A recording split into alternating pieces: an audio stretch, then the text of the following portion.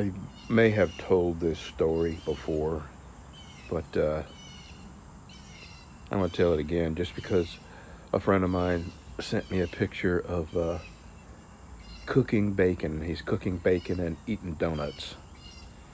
And it brought back a memory of back when my wife and I were truck drivers. We used to get laid over in LA, and there was, probably a dozen other drivers for the same company that would get laid over at the same place. Our load, we had to wait for our load coming out from LA going back to Houston, and other people were waiting on their loads to come out going to various other places. But we would all get laid over at LA waiting on our Monday morning early AM loads to come out. And we would have cookouts. There was a grill there. The company provided grills and showers and washers and dryers. It was a great company. It was all owner operator, so everybody had things to do. Most people would clean their trucks and shine chrome. I mean, it was just a fun. You were laying over, but it was fun. Most time laying over is boring because you're stuck somewhere where you can't go anywhere or do anything. And if you're in a company truck, you can't jump in your truck and go somewhere. But, if you own the truck, I mean, we used to jump in one truck and take it out to the coast and then take a ferry out to the island. And some of the guys were golfers. They would get in the truck and then go golfing. And anyway, the cookhouse, there was this one guy who would cook bacon wrapped shrimp all the time. I mean, we all cooked steaks and hot dogs. I mean, every weekend it was a feast. And one guy cooked bacon wrapped shrimp on these skewers, and then he would rub some barbecue sauce on them, and God, they were so good. But the thing was, he was a dirty guy. His hands were always dirty, his truck was filthy, and let's just say sometimes you knew he was coming if the wind was in the right direction before he got there, okay? But the bacon wrapped shrimp was so good, you had to force that out of your mind, or you couldn't enjoy the bacon wrapped shrimp. He was a nice guy, and nobody ever said, maybe they got free showers here. Maybe and washers and dryers. Maybe you should spend a little more time and put your clothes in the washer and dryer and, I don't know, wash your hands. Who knows? Anyway, you had this mental struggle in your mind about not wanting to eat the bacon wrapped shrimp because his hands were dirty. And then the bacon wrapped shrimp with barbecue sauce on it was so good you just couldn't say no matter how dirty his hands were. And sometimes you ate it and sometimes you didn't. It was just one of the little funny things that popped in my head. Oh, yeah. All right. Life has been good so far. I slept the whole night. I've had 3 cups of coffee. The sun is coming up. It's still Saturday morning, and now I am fully prepared to go. The very first thing I'm going to do is make a hot pink Kydex sheath for that neck knife with a pink handle, and get that done, and then go to work on a couple other knives. All right, let's see what this is going to look like.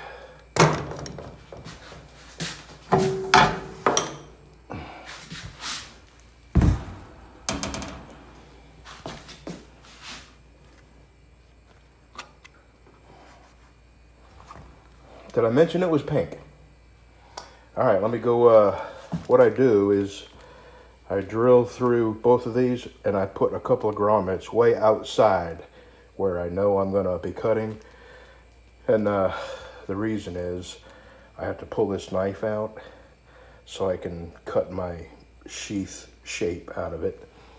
So let me go drill my 2 holes and put my grommets in here. And then I take my pencil and I draw in the outline of where I want this to be.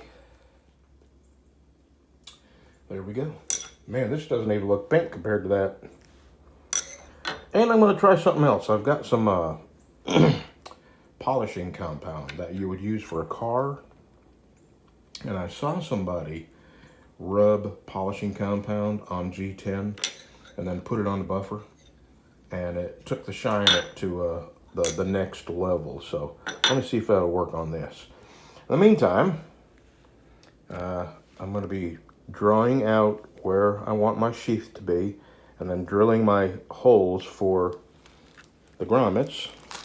And I'm going to be using black grommets. Here's my grommet hammer, peener. It peens the edge over like this. Okay, I'm going to polish this first and see what it does. See if I can get that shinier. Okay. Couple of tips. When you're drilling your holes through here with a 1/4 inch drill bit, press and hold really, really tight. Press down, and the second you're through the second level, pull the drill bit out and clear the tailings off, because it'll mess up your next one. And you can't let this stuff get hot, or it'll make the hole bigger.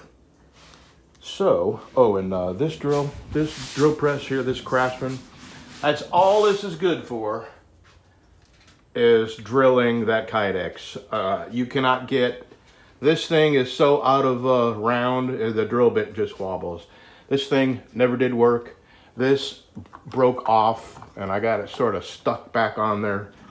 You know, I got to be real careful when I turn it on and off. It is a piece of junk.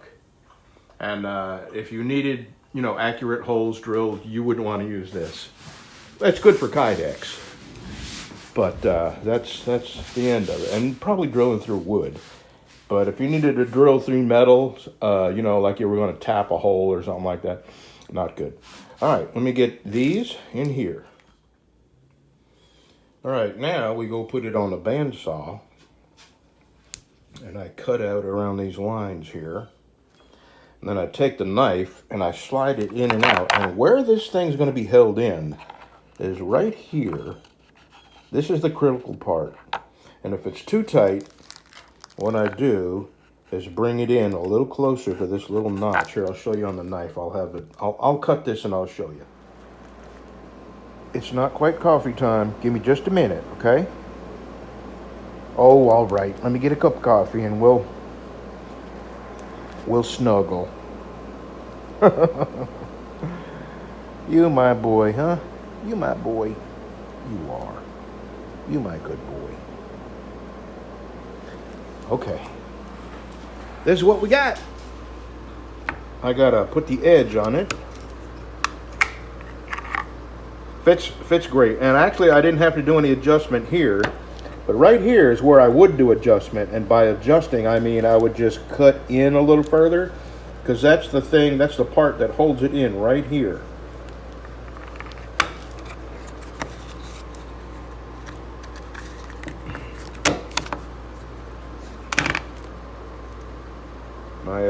I'm low on power. Boy, this thing sure has been going through the battery. All right, I got to put the edge on this, and then I got to go look for my pink paracord.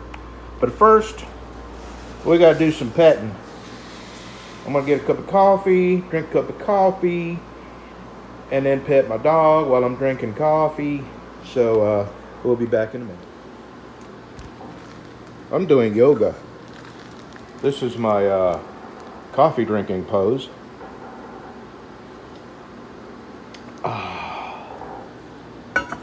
Namaste. Or namaste? Namaste? I don't know. Something like that. Okay. There we go. And this hangs around your neck like that. Normally, I only tie one end and let you adjust the knot to wherever you want to hang this around your neck. But I only had, that's all the pink I had. I thought I had more pink, but this is pretty long. And if you wanted to shorten it, you just undo one of these knots and pull the string out and retie the knot. And then you cut it and you melt the end with a lighter just so it won't unravel. Okay. I like it. And I gotta tell you, the pink has sort of grown on me. That is a huge, that's pink all right. I thought this was pink until that's pink. And this is a very muted pink. And sharp, sharp, sharp. Okay, I'll put it in a priority mail box and ship it Monday with 2 other knives. Mystery Buyer and Jay Wallace is getting his knife too, so I'll ship all 3 Monday. All right, on to the next. The next 3 knives, which is this North Country 32, I think he said 32, and then I got 2 over here. I did mention my website, bcblades.net. I have a guy working on it, and that's our deal. A neck knife and a dinner skinner. Oh, let me get the wood out before I forget what he wanted. I got 3 pieces of spalted hackberry left, and he wants spalted hackberry on both the handles. And man, I just keep on dropping stuff. What is going on? There it is. Anyway, Watchman News. It's either Watchman News or The Watchman News. I'll put a link to his channel below.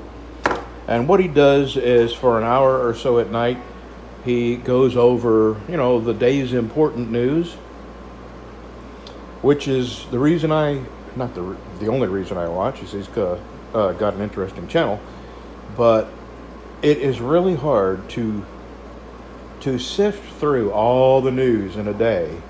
And what he does is pick out the important stuff that most everybody's really on pins and needles waiting, for more information over. I have given up completely on mainstream news. All the news I get now, I get online, and I pick and choose the sources that I get it from, because it's not news when it comes from CNN or MSNBC, LOL, even Fox. They are not our friend.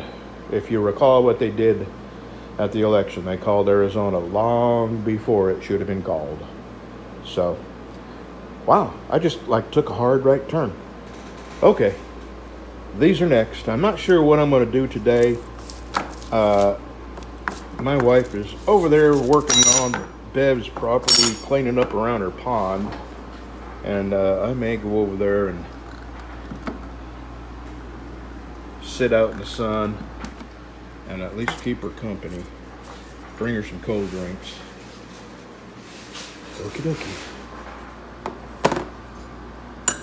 Alright, I'm still not finished with my coffee. I'm going to drink my coffee and then go hang out with my wife for a little while and figure out what I want to do the rest of the day. I may come back and grind some bevels.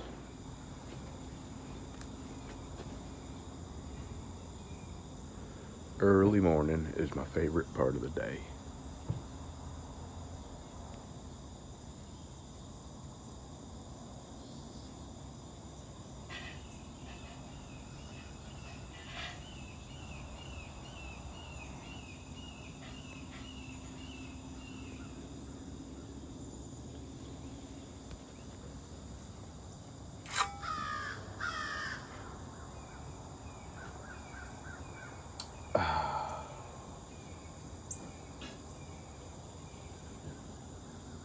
This is, I'm calling it the Rolex of coffees, because up until we started drinking this community coffee, we were drinking the Timex of coffees. This is the Rolex of coffees. Or I could say, so my friend Ricky would understand, we used to drink the Chevy of coffees. Now we drink the Ford of coffees.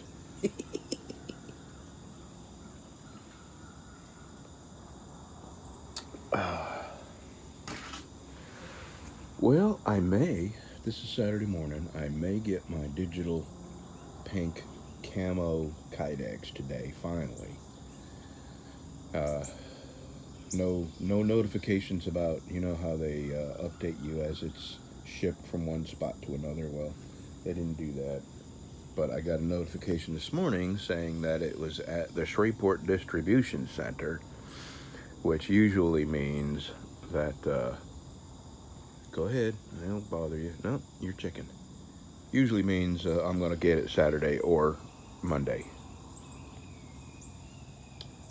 Okay, I'm going to drink my coffee, put my safety flip-flops on, and go on down there and start making knives. I think, Donald, the pink-handled neck knife for his wife, he said to go ahead and make it out of the hot pink. So that's the first thing I'm going to do this morning is make that sheath. And then I got 2 knives. Oh yeah, the Watchman News. He's the guy who's building my website. That's bcblades.net. And I don't know how long it'll take, but there's something there now if you want to check out bcblades.net. And he's doing it in exchange for a neck knife and a dinner skinner. And he wants spalted hackberry, which I have 3 pieces left. And anyway, he's agreed to be my webmaster and possibly teach me how to handle my own website. We'll see. Anyway, I'm going to be able to write articles, short things about knife making and what I've learned and what I've tried and didn't work. My goal is to possibly save time and money for other people that are wanting to get into it. I made my very first forge, and the very first mistake I made was I did not make it long enough, and I built it with an end on it, and I shouldn't have. I shouldn't have, because if I had not built it with an end on it, I could have used it for a lot longer. I could have passed things through it, I don't know what me talking is scaring them off. We sit here, all the time, and they come up and eat, and it doesn't bother them.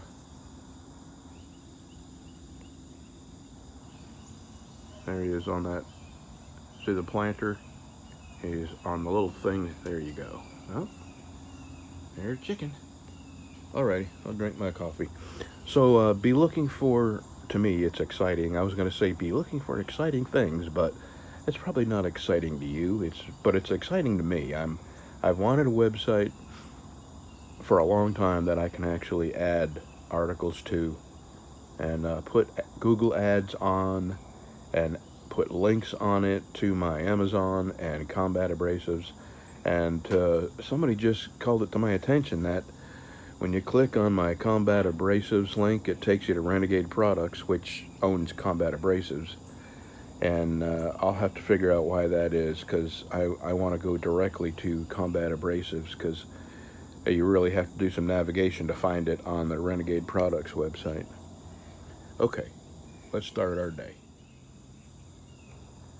Years ago, when we were living in Sibley, when these hummingbird feeders would run out of food, the hummingbirds would come and buzz my wife. If she was outside, they would come buzz around her head.